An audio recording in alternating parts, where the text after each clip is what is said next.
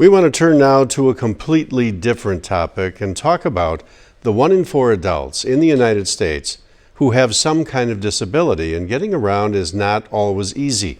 To provide a platform through which to share ideas, businesses, residents, local government leaders, and those living with disabilities are coming together for something called the Cultivating Community Inclusion event. And that's where News 19's Heather Armstrong is this evening to tell us, Heather, more about all of this. Well, Dave, this is the first time La Crosse has done something of this nature. Shannon Webb, you travel around the state and you visit cities and you see how they're doing with inclusivity. How is La Crosse doing? Yeah, I mean, I think La Crosse is like a lot of communities across Wisconsin in that there's a lot of work to be done around inclusion for people with developmental disabilities, and that's what the event tonight is focused on. Okay, and tell us briefly, it's going to be a panel discussion, and then what? Don't people move around? Yeah, it's a community conversation. So what happens is as the community comes together to talk about a topic, tonight is about inclusion, health, safety, and wellness for people with disabilities in the community.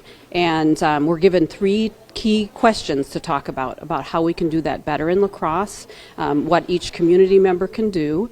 And so yeah, people migrate around tables. We use what's called the World Cafe Conversation Method.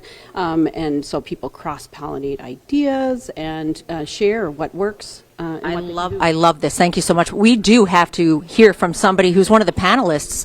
Camille is known to us in the newsroom at News 19 because she always calls in with kind words. Camille, 12 years ago, 13 years ago, I got into a little bit of legal trouble. I pushed my mom, and she wanted me to get help, so she called the La Crosse Police Department. I'd all jumped to New York City because I was in bad shape. You know what, though? We don't even, I just want to say you are representing a part of the population, they say, with disabilities. And you said your disability is? Mental health. Okay, so what have you learned? Have you felt that you were included in a lot of things in your life?